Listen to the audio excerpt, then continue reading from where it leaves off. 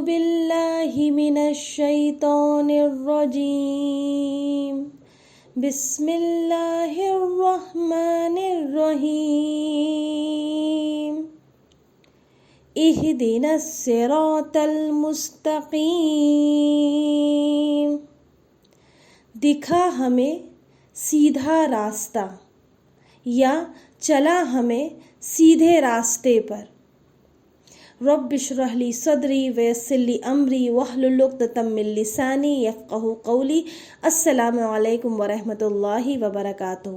آج انشاءاللہ ہم سورہ فاتحہ کی آیت نمبر 5 کو ڈیپلی اسٹڈی کریں گے اور اس کے ایک ایک الفاظ کی گہرائی میں جائیں گے اور اسے سمجھنے کی کوشش کریں گے۔ اللہ پاک ہمارا سمجھنا آسان فرمائے، آمین ثم آمین۔ اہدنا الصراط المستقیم، تو سب سے پہلے لفظ آیا اہدنا، دین صراط، دین مستقیم، یعنی اس میں ایسے دیکھا جائے تو 3 لفظ ہیں، ٹھیک ہے، لیکن جب مطلب میں ہم آئیں گے تو اس میں جو ہے وہ دکھا ہمیں سیدھا راستہ یا چلا ہمیں سیدھے راستے پہ، تو ہمیں سیدھا راستہ اور چلانا، تو یہاں چلانے کا مطلب ہوتا ہے کہ ہمیں گائیڈ کر، ہمیں ہدایت عطا فرما۔ تو جو سب سے پہلا لفظ آیا ہے وہ آتا ہے ہم، وہ آتا ہے ہم۔ تو سورہ فاتحہ جب ہم شروع کرتے ہیں تو شروعات کی 3 آیتوں میں ہم اللہ سبحانہ و تعالیٰ کے بارے میں جانتے ہیں۔ تو جب ہم نے رب کو اپنے جان لیا کہ دنیا میں بھی ہمارا رب اللہ ہے اور قیامت کے دن بھی ہمارا رب جو ہے وہ اللہ ہی رہے گا، اور جہاں ہمیں اپنی ابدی زندگی یعنی ہمیشہ کے لیے زندگی جہاں گزارنا ہے اس کا رب اللہ ہی ہے، تو فوراً ہم نے آیت نمبر 4 میں کہا ایاک نعبد و ایاک نستعین، ہم تیری ہی عبادت کرتے ہیں اور ہم تجھی سے ہی مدد مانگتے ہیں۔ تو وہیں سے سٹارٹ ہوا ہم کا لفظ، ہم کا لفظ وہیں سے سٹارٹ ہوا۔ تو اب جب ہم نے جو ہے وہ عبادت میں ہم اکیلے نہیں رہے، ہم سب کو اللہ سبحانہ و تعالیٰ نے جوڑ دیا، مدد میں ہم اکیلے نہیں رہے، ہم سب کو اللہ سبحانہ و تعالیٰ نے جوڑ دیا، تو اب ہدایت میں بھی اللہ سبحانہ و تعالیٰ نے ہم کا لفظ لا کر کے ہم سب کو آپس میں جوڑ دیا، یعنی کہ یہ ہدایت صرف اور صرف میری نہیں ہے بلکہ ہم سب کی ہے۔ اور ہم جب نماز میں کھڑے ہوتے ہیں اور یہ جب دعا مانگتے ہیں، ہدایت کی دعا مانگتے ہیں، تو یہ دعا صرف اور صرف ہم اپنے لیے نہیں مانگتے بلکہ ہم سب کے لیے مانگتے ہیں۔ سبحان اللہ، سبحان اللہ۔ جو دعا اپنے آپ میں سب سے زیادہ قیمتی ہے، جسے اللہ سبحانہ و تعالیٰ بار بار نماز کے ذریعے سے ہم سے منگواتا ہے، وہ صرف اور صرف ہم اپنے لیے نہیں مانگ رہے، ہم سب کے لیے مانگ رہے ہیں۔ دنیا کی کوئی بھی دعا آپ مانگیے، آپ کی اپنی پرسنل ہے، لیکن جو دعا اللہ کی نظروں میں سب سے زیادہ قیمتی ہے اس کو اللہ سبحانہ و تعالیٰ نے ہمارے لیے پرسنل نہیں بنایا بلکہ اس کو جو ہے وہ ایک جوائنٹ دعا بنا لیا، یعنی کہ اللہ چاہتا ہے کہ ہم سب جو ہے وہ اس میں انوالو رہیں۔ اگر ہم کوئی ایک انڈیویجول بھی دنیا میں یہ دعا پڑھتا ہے، اہدنا پڑھتا ہے، تو وہ صرف اپنے لیے نہیں مانگ رہا ہے بلکہ سب کے لیے مانگ رہا ہے، بلکہ سب کے لیے مانگ رہا ہے۔ اب جو ہم کے بعد جو لفظ آتا ہے وہ آتا ہے ہدایت کا۔ اس سے پہلے جو آیت تھی ایاک نعبد و ایاک نستعین، اس میں جو ہم نے اللہ سبحانہ و تعالیٰ سے جو مدد مانگی، ریکویسٹ کی مدد کے لیے، تو وہ مدد تھی کیا؟ وہ مدد ایک دعا تھی۔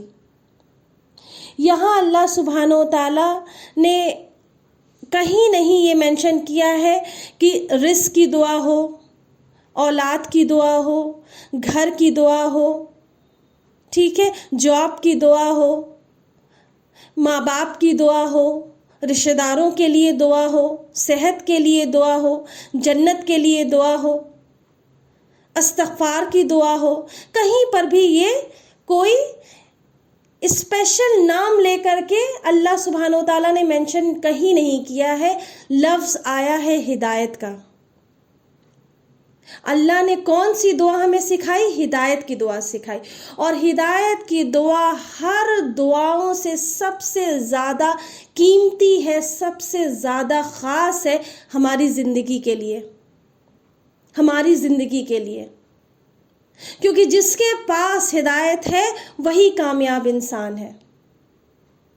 اور اس ہدایت دعا میں آپ کی تمام دعائیں شامل ہو گئیں، جس کو ابھی میں نے جو ہے وہ مینشن کیا ہے۔ جس کے پاس ہدایت ہوگی اس کے پاس چاہے کم رزق آئے چاہے زیادہ رزق آئے، وہ جانتا ہوگا کہ مجھے کہاں کہاں کیسے کیسے اس کو خرچ کرنا ہے، کیونکہ اس کا حساب مجھے اللہ سبحانہ و تعالیٰ کو جا کر کے دینا ہے۔ تقوی اس کے اندر رہے گا، تقوی اس کے اندر رہے گا۔ ہدایت کسی انسان کے اندر رہے گی تو اس کی عبادت کا طریقہ جو ہے وہ اسی طریقے سے ہوگا جس طریقے سے اللہ چاہتا ہے۔ ہدایت اس کو ملے گی تو اس سے کوئی بھی غلط کام ہوگا وہ فوراً استغفار کرے گا، اپنے غلط کام کے لیے پچھتائے گا۔ ہدایت اس کو ملے گی تو اس کا اگر کچا بھی گھر ہوگا تو وہ اللہ کا شکر ادا کرے گا کہ کم سے کم چھت تو ہے، اور محل ملتا ہے تب بھی وہ اللہ کا شکر ادا کرے گا کہ اے اللہ تو نے مجھے بہت دیا ہے۔ ہدایت رہے گی تو وہ زندگی کے تمام معاملات جو ہے وہ درست طریقے سے ہینڈل کرے گا۔ ہدایت رہے گی تو اس کے اندر کینہ نہیں آئے گی، اس کے دل کے اندر کسی طرح کی کوئی بیماری نہیں ہوگی۔ ہدایت رہے گی تو اس کے پاس جتنی بھی پریشانیاں آئیں وہ یہی سوچے گا کہ کوئی بات نہیں، اللہ کی طرف سے آئی ہے اور اللہ ہی اسے دور کرنے والا ہے، یعنی اس کے دل کو سکون رہے گا۔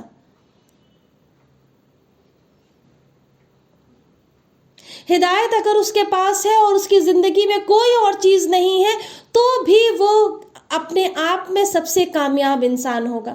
اور اگر کوئی ایسا انسان ہے جس کے پاس زندگی میں دنیا بھر کی چیزیں ہیں لیکن اس کے پاس ہدایت نہیں ہے تو وہ سب سے بڑا ناکامیاب انسان ہے۔ ہدایت اگر ہمارے پاس ہے تو ہم رشتوں سے کیسے ڈیل کیا جاتا ہے اللہ سبحانہ و تعالیٰ ہمیں وہ سکھائے گا۔ یعنی زندگی کے جتنے بھی پہلو ہیں، جو بھی مسئلے مسائل یا کوئی ایڈوائس یا کوئی ہم کام کرنے جا رہے ہیں اس میں ایڈوائس، ہر چیز میں جب اللہ سبحانہ و تعالیٰ ہمیں ہدایت عطا فرمائے گا تو ہر چیز ہماری زندگی کا بہتر سے بہترین ہوگا۔ نماز ہر کوئی پڑھتا ہے، لیکن ضروری نہیں ہے کہ اس نماز سے جو اس نے ہدایت کی دعا مانگی تو اس کو واقعی میں ہدایت مل گئی ہو۔ یہ بات بہت ایک طرح سے دیکھا جائے تو چونکانے والی ہے کہ ایک طرف تو ہم جا رہے ہیں اور ہم 17 بار ہدایت کی دعا مانگ رہے ہیں اور ہمیں ہدایت ہی نہیں آ رہی ہے۔ وہ اس لیے کہ میرا دل خود ہدایت سے غافل ہے، صرف لفظی ہدایت نکل رہی ہے کیونکہ یہ ہم کو پڑھنا ہے نماز میں، اس کے پیچھے ہم کیا چیز مانگ رہے ہیں یہ ہمیں احساس ہی نہیں ہے، میرا ذہن تو کہیں اور ہے، میرا ذہن تو کہیں اور ہے، گھر کے کاموں میں ہے، پیسے میں ہے، بزنس میں ہے، کہیں اور میرا ذہن ہے۔ یہاں جو ہم ہدایت کے لیے کھڑے ہوئے ہیں اس سے میرا کوئی مطلب نہیں ہے، وہ ذہنی میں نہیں آئے گا۔ اور دوسری چیز کیا ہوتی ہے؟ نالج کی کمی، یعنی ہمیں خود پتہ نہیں ہوتا کہ ہم مانگ کیا رہے ہیں۔ اس پوری سورہ فاتحہ میں اللہ سبحانہ و تعالیٰ نے 2 چیزوں کو شو کیا ہے۔ کیا ہے وہ؟ پہلے نالج، دوسری جو ہے وہ اس نالج جب آ گئی اس پہ پریکٹس۔ اے اللہ ہمیں نالج بھی عطا فرما اور اس پہ عمل کرنے والا بھی بنا، یعنی اس کو فالو کرنے والا بنا۔ یعنی ہدایت سے ہم 2 چیزیں مانگ رہے ہیں، ایک نالج مانگ رہے ہیں، صحیح نالج، دین کی صحیح نالج، کسی بھی کام کو کرنے کی صحیح نالج، ایک ہم اللہ سے وہ مانگ رہے ہیں، اور دوسرا جو نالج ہمارے پاس آ گئی ہے اے اللہ تعالیٰ اب اس پہ عمل کرنے والا بنا، کیونکہ اگر ہمارے پاس علم ہے اور عمل نہیں ہے تو بھی ہم زیرو، عمل ہے علم نہیں ہے تو بھی ہم زیرو۔ تو دونوں چیزوں کا بیلنس بہت زیادہ ضروری ہے، دونوں چیزوں کا بیلنس بہت زیادہ ضروری ہے، اور یہی سورہ فاتحہ میں ہمیں سکھائی گئی ہے، یہی سورہ فاتحہ میں ہمیں سکھائی گئی ہے۔ اب جب ہم ہدایت کی دعا مانگتے ہیں تو ہم اللہ سبحانہ و تعالیٰ سے ایک طرح سے کامیاب زندگی کی دعا مانگ رہے ہیں۔ کسی انسان سے آپ پوچھئے کہ کامیاب زندگی کیا ہوتی ہے، وہ یہی کہتا ہے جس کے پاس گھر ہو، گاڑی ہو، پیسے ہوں، اولاد ہو، ٹھیک ہے، وہ جب جو دل چاہے وہ کر سکتا ہو، وہ زندگی کامیاب زندگی ہوتی ہے۔ لیکن اللہ کی نظروں میں یہ زندگی کامیاب زندگی نہیں ہے، کیونکہ اللہ سبحانہ و تعالیٰ نے اس کی مثال قرآن میں بھر دی ہے کہ کامیاب کون ہے اور ناکامیاب کون ہے۔ ہم اس کی مثال اگر سب سے پہلے لیں تو ہم موسیٰ علیہ السلام اور فرعون کی مثال لے سکتے ہیں۔ فرعون کے پاس سب کچھ تھا، پیسہ تھا، شان و شوکت تھی، بیسٹ آرمی تھی، وہ اپنے آپ کو رب کہتا تھا۔ اور موسیٰ علیہ السلام کے پاس کیا تھا؟ موسیٰ علیہ السلام کے پاس کچھ نہیں تھا۔ ہدایت کس کو ملی؟ ہدایت موسیٰ علیہ السلام کو ملی۔ ابراہیم علیہ السلام کی مثال اگر ہم لے لیں تو ابراہیم علیہ السلام کے جو فادر تھے، کچھ اسکالرز کہتے ہیں کہ چچا تھے، وہ آزر جو ہے وہ مورتی کار تھے، جن کی مورتیاں جگہ جگہ جایا کرتی تھیں۔ وہ ایک امیر آدمی تھے، اور ابراہیم علیہ السلام نے جب انکار کیا مورتی کو پوجنے کے لیے اور کہا کہ نہیں یہ خدا نہیں ہے، تو اسی باپ نے ان کو گھر سے نکال دیا۔ تو وہ کیا ہوئے؟ صحرا میں بھٹکے۔ ہدایت کس کو ملی؟ ہدایت ابراہیم علیہ السلام کو ملی، ان کے والد یا اگر چچا ہیں ان کو نہیں ملی، آزر کو نہیں ملی۔ پھر اسی طریقے سے محمد صلی اللہ علیہ وسلم کو ہدایت ملی، ان کے چچا ابو طالب کو، عبد المطلب کو، اور اسی کے ساتھ ساتھ ابو لہب کو نہیں ملی۔ محمد صلی اللہ علیہ وسلم کی زندگی کیسی تھی؟ کیسی تھی؟ چھت جو ہے وہ پام ٹری کے پتوں سے بنی ہوئی رہتی تھی، مٹی کی زمین رہتی تھی، مٹی کے بس لمیٹڈ برتن رہتے تھے، 3 دن یا اس سے کہیں زیادہ جو ہے وہ بھوکے رہتے تھے۔ لیکن کیا چیز تھی ان کے پاس؟ ہدایت تھی۔ ابو بکر صدیق رضی اللہ تعالیٰ عنہ کے پاس مال و دولت بھرا پڑا تھا، خدیجہ رضی اللہ تعالیٰ عنہ کے پاس مال و دولت بھری پڑی تھی، کہاں لگا دیا؟ اللہ کے راستے میں لگا دیا۔ کیا ان کو یہ چیز تھا کہ نہیں ہم جو ہے وہ مال لگا دیں گے پھر میرا کیا ہوگا؟ ابو بکر صدیق رضی اللہ تعالیٰ عنہ کے کپڑوں پہ پابند رہتا تھا، کس کی وجہ سے؟ ہدایت کی وجہ سے، کیونکہ انہیں صرف ہدایت کا خزانہ چاہیے تھا، یہ مال و دولت نہیں چاہیے تھی، مال و دولت نہیں چاہیے تھی۔ تو کامیاب انسان وہی ہے اصل معنوں میں جن کو ہدایت ملی، جس کو ہدایت ملی۔ تو اللہ کی نظروں میں کامیاب انسان یہی ہے، اور یہی انسان دنیا میں بھی کامیاب ہے اور یہی انسان آخرت میں بھی کامیاب ہے۔ جو اگلا ورڈ آتا ہے وہ آتا ہے صراط، اور صراط کا مطلب ہوتا ہے راستہ۔ لیکن یہاں پر صرف اور صرف راستہ نہیں بلکہ بالکل سیدھا راستہ، بالکل سیدھا راستہ، ایسا راستہ جس میں کسی بھی طرح کا کوئی ٹرن نہ ہو، نہ لیفٹ ہو نہ رائٹ ہو اور نہ ہی یو ٹرن ہو۔ تو صراط کیا ہوا؟ بالکل سیدھا اسٹریٹ راستہ۔ اسی کے ساتھ ساتھ صراط کا مطلب ہوتا ہے چوڑا، یعنی جو راستہ ہے بالکل سیدھا وہ چوڑا بھی ہے، وہ چوڑا بھی ہے۔ تو اس راستے پہ جو چل رہا ہے وہ اکیلے نہیں چل رہا ہے، کئی لوگ اس کے ساتھ ہیں، کئی لوگ اس کے ساتھ ہیں۔ اور جب کوئی راستہ بالکل اسٹریٹ ہوتا ہے تو اس میں خطرے بے انتہا ہوتے ہیں۔ کوئی بھی روڈ ہو، جب خطرہ سامنے آتا ہے تو آپ لیفٹ لے سکتے ہیں، آپ رائٹ لے سکتے ہیں، آپ یو ٹرن لے سکتے ہیں، ہے نا؟ لیکن جب وہ راستہ بالکل اسٹریٹ ہو تو آپ کسی بھی طرح کا کوئی ٹرن نہیں لے سکتے۔ اور یہ راستہ ہے کس چیز کا؟ یہ راستہ ہے کس چیز کا؟ یہ راستہ ایکچول میں ہماری زندگی ہے. ہماری زندگی کا جو ایک ایک لمحہ ہے وہ ایک راستہ ہے، اور یہ راستہ سیدھے آپ کو آپ کی منزل تک لے کر کے جائے گا. سیدھے آپ کو آپ کی منزل تک لے جائے گا. تو ہم اللہ سبحانہ و تعالیٰ سے یہ دعا مانگ رہے ہیں، آیت نمبر جو ہے وہ 4 میں نستعین کہہ کر کے یہ ہم اللہ سبحانہ و تعالیٰ سے یہ دعا مانگ رہے ہیں، ٹھیک ہے، کہ اے اللہ ہمیں گائیڈ کر، اس راستے پہ گائیڈ کر جس راستے پہ بہت خطرہ ہے، وہ راستہ جو بالکل سیدھا ہے، اور اس سیدھے راستے کی جو منزل ہے ہمیں وہاں پہنچنا ہے. قرآن میں اللہ سبحانہ و تعالیٰ نے کہا ہے کہ میں نے 2 راستے بتا دیے ہیں، ایک سیدھا راستہ یعنی ایک اچھا راستہ اور ایک برا راستہ. اب یہ آپ کی چوائس ہے کہ جو ہے وہ آپ کون سا راستہ اپناتے ہیں. جو راستہ اپنائیں گے اس کی منزل آپ کو وہاں پر ملے گی، اس کی منزل آپ کو وہاں ملے گی. تو برائی کا راستہ بڑا ٹیڑھا میڑھا سب کچھ ہے، اس میں سارے آپشنز آپ کے سامنے کھلے رہیں گے، ٹھیک ہے، اور لیکن اس کی جو منزل ہوگی وہ خراب ہوگی، جہنم.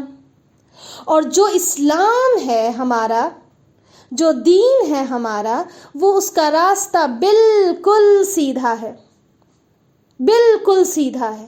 تو ہم اپنی زندگی کو جب اس راستے پہ لے کر کے آتے ہیں تو اب اس راستے پہ جو خطرہ ہے یا اس راستے پر ہمیں انفارمیشن چاہیے کہ ہم کیسے اس راستے پہ چلیں. اس کے لیے ہم اللہ سے کہتے ہیں اہدینا، اہدینا، ہمیں گائیڈ کر، کیونکہ ہمیں نہیں پتا کہ ہم جو ہے وہ کیسے اس راستے پہ چلیں. اب میں آپ کو اور آسان جو ہے وہ طرح سے بتانے کی کوشش کرتی ہوں. ہم جب اسلام کو ایکسیپٹ کرتے ہیں تو ہم نماز ہمارے اوپر فرض ہو جاتی ہے. جب ہم نماز میں اللہ سبحانہ و تعالیٰ سے اہدینا الصراط المستقیم کہتے ہیں تو اس کا مطلب ہے کہ ہم اب اللہ سے یہ کہہ رہے ہیں کہ اب اے اللہ جو میری زندگی ہے وہ ایک سیدھے راستے کی طریقے سے ہے، اور مجھے نہیں پتا کہ پل پل میری زندگی میں کیا اتار چڑھاؤ آئے گا. تو مجھے یہ بھی نہیں پتا کہ میں خوشی میں کیسے جو ہے وہ خوشی کو سیلیبریٹ کروں، اور میں غم میں جو ہے وہ اپنے غم کو کیسے ہینڈل کروں، یا کوئی بھی میرے سامنے کوئی بھی میٹر آئے تو میں اس کو کیسے ہینڈل کروں، مجھے نہیں پتا. اللہ پاک، مجھے اپنی زندگی کے ہر ایک ایک لمحے میں اللہ مجھے تیری گائیڈنس چاہیے، تیری مدد چاہیے، تیری مدد چاہیے مجھے. اور آپ اس چیز پہ غور کر رہے ہیں کہ کوئی بھی انسان یہ نہیں کہہ سکتا کہ میری گائیڈنس مجھے مل گئی ہے. نہ، گائیڈنس آپ کی جا کر کے کہاں ختم ہوگی؟ گائیڈنس آپ کی جا کر کے موت پہ ختم ہوگی. ہم اہدینا کہہ کر کے ہم یہ کہہ رہے ہیں اے اللہ ہمیں سیدھا راستہ دکھا، ہمیں گائیڈ کر اس راستے پہ، اس سیدھے راستے پہ ہمیں گائیڈ کر، کیونکہ ہمیں بہکانے والا بہت ہے، اور خود ہماری نفس بھی جو ہے وہ ہمارے کنٹرول میں نہیں آ پاتی تو ہم خود بہک جاتے ہیں. ایک شیطان بہکاتا ہے پلس ہم خود بہک جاتے ہیں. تو اے اللہ مجھے اپنی آخری سانس تک تیری گائیڈنس کی ضرورت ہے. ہمارے نبی صلی اللہ علیہ وسلم کو اللہ سبحانہ و تعالیٰ نے گائیڈنس دی، اللہ سبحانہ و تعالیٰ نے گائیڈنس دی، لیکن اس کے باوجود بھی نبی صلی اللہ علیہ وسلم پوری رات جاگ جاگ کر کے نماز پڑھتے تھے اور گائیڈنس کی دعا کرتے تھے. تو سوچیے جب نبی نے پوری زندگی جو ہے وہ گائیڈنس کی دعا مانگی، ہدایت کی دعا مانگی، تو پھر ہم کہاں ہیں؟ ہم کہاں ہیں؟ ہمیں تو سخت ضرورت ہے ہدایت کی. تو یہ ہے ہدایت۔ اب جو اس کے بعد کا ورڈ آتا ہے وہ ہے مستقیم، اور یہ مستقیم ہی ہدایت سے جا کر کے جڑے گا۔ کیسے؟ دیکھیں، بات یہاں یہ ہے کہ جب ہم نے صراط کہا، ٹھیک، تو صراط کا مطلب تو ہوتا ہے سیدھا اور چوڑا راستہ۔ راستہ ہے لیکن سیدھا اور چوڑا۔ تو جب سیدھا ورڈ آ گیا تو پھر مستقیم میں سیدھا لانے کی کیا ضرورت تھی؟ مستقیم میں سیدھا لانے کی کیا ضرورت تھی؟ آپ نے اس بات پہ کبھی غور کیا؟ مستقیم میں جو سیدھا لانے کی بات ہو رہی ہے وہ انسان کے سیدھے لانے کی بات ہو رہی ہے، کیونکہ مستقیم قام سے لیا گیا ہے، اور قام جو ہے وہ کہتے ہیں بالکل سیدھے کھڑے رہنا، بالکل سیدھے کھڑے رہنا اور جمے رہنا، ہر میٹرز کو بہت اچھے سے ہینڈل کرنا۔ تو ہمیں کیسے پتا کہ ہم اپنی زندگی کے میٹرز کو اچھے سے کر پائیں گے کہ نہیں کر پائیں گے؟ ہم پتہ نہیں اپنی زندگی میں فرملی جو ہے وہ کھڑے رہیں گے کہ نہیں کھڑے رہیں گے، کیونکہ ہم سے غلطی بھی ہوگی، ہم سے غلطی بھی ہوگی۔ تو اب ہمیں کیا چیز چاہیے؟ ہمیں اللہ سبحانہ و تعالیٰ کی گائیڈنس چاہیے، ہمیں اللہ سبحانہ و تعالیٰ کی ایڈوائس چاہیے، صلاح چاہیے۔ ہم یہی چیز اللہ سبحانہ و تعالیٰ سے مانگ رہے ہیں۔ اب اہدنا کس سے جا کر کے ملا؟ اہدنا مستقیم سے جا کر کے ملا، کیونکہ ہم زندگی میں بالکل فرملی سٹینڈ رہنے کے لیے اور ہر میٹر کو صحیح سے سولو کرنے کے لیے جو ہے وہ اللہ سبحانہ و تعالیٰ سے ہدایت مانگ رہے ہیں، اللہ سبحانہ و تعالیٰ سے ہدایت مانگ رہے ہیں۔ تو ہدایت جا کر کے جڑا مستقیم سے، اور جو راستہ ہے وہ ہماری زندگی ہے۔ تو اس سیدھے راستے پر جس پر کوئی موڑ نہیں ہے، شیطان ہمیں جگہ جگہ وسوسے ڈالے گا، اور اس کے ساتھ ساتھ ہمارا جو نفس ہے وہ بھی ہمیں بہکائے گا۔ اے اللہ، اسے کنٹرول کرنے کے لیے اللہ رب العزت مجھے ہدایت چاہیے۔ کتنی بہترین آیت ہے یہ، کتنی بہترین آیت ہے، اور اس آیت کی ضرورت ہمیں پوری زندگی ہے، پوری زندگی۔ جیسے آپ کو سانس کی ضرورت ہے نا، ویسے اسی طریقے سے اس آیت کی ہمیں ضرورت ہے۔ کیا آپ نے اس بات کو کبھی غور کیا ہے کہ اللہ سبحانہ و تعالیٰ نے اس آیت میں منزل کا ذکر کیوں نہیں کیا؟ جس راستے پہ چلنے کی ہم ہدایت مانگ رہے ہیں، جس کی منزل جنت ہے، تو جنت کا ذکر یہاں پر کیوں نہیں آیا؟ جنت کا ذکر یہاں پر اس لیے نہیں آیا ہے کیونکہ جس کو جنت مل گئی اس کو ہدایت کی ضرورت نہیں ہے، اس کو گائیڈنس کی ضرورت نہیں ہے۔ گائیڈنس ہمیں کہاں چاہیے؟ گائیڈنس ہمیں اس منزل کے راستے پر چاہیے، اس لیے راستے کا ذکر ہے۔ اس راستے سے انڈائریکٹلی منزل تک جانے کی بات ہو رہی ہے، اور مستقیم کہہ کر کے ہم اس منزل کی طرف دھیرے دھیرے بڑھتے چلے جاتے ہیں، کیونکہ مستقیم کا ایک اور مطلب ہوتا ہے، وہ ہے سیدھے اوپر کی طرف۔ تو جیسے جیسے ہم اللہ سبحانہ و تعالیٰ کی ہدایت لیتے لیتے آگے بڑھتے جاتے ہیں، اللہ سے محبت ہماری بڑھتی جاتی ہے، جنت سے محبت ہماری بڑھتی جاتی ہے، اللہ کو دیکھنے کی، اللہ سے بات کرنے کی محبت ہماری بڑھتی جاتی ہے، اور پیچھے کیا چھوٹتا جاتا ہے؟ دنیا کی محبت۔ کیا چھوٹتا جاتا ہے؟ دنیا کی محبت۔ سوچیے کتنی خوبصورت یہ آیت ہے کہ اس کی جتنی بھی تفسیر کی جائے، جتنا بھی اس کے بارے میں بولا جائے، بہت کم ہے، بہت کم ہے۔ تو اتنی خاص دعا، اسی لیے اللہ سبحانہ و تعالیٰ نے کہا ہے کہ بار بار مانگو، بار بار مانگو۔